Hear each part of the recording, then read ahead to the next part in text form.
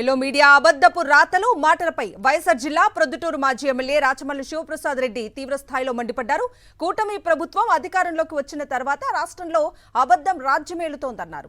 అబద్ధపు వార్తలతో yellow media YS Jagan వ్యక్తిత్వంపై దుష్ప్రచారం చేస్తోందని, ఎల్లో మీడియా వార్తలపై అప్రమత్తంగా ఉండాలని వైఎస్ఆర్సీపీ శ్రేణులకు పిలుపునిచ్చారు రాచమల్లు. ప్రస్తుతం ఈ రాష్ట్రంలో అబద్ధం రాజ్యం వెళ్తూ ఉంది.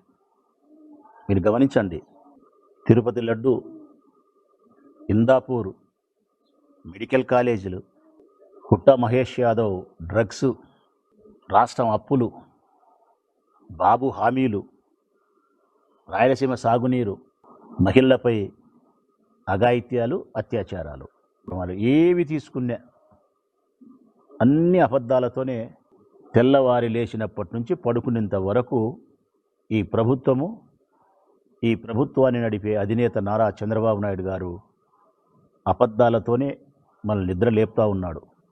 అబద్ధాలతోనే మనల్ని నిద్రపుచ్చుతూ ఉన్నాడు.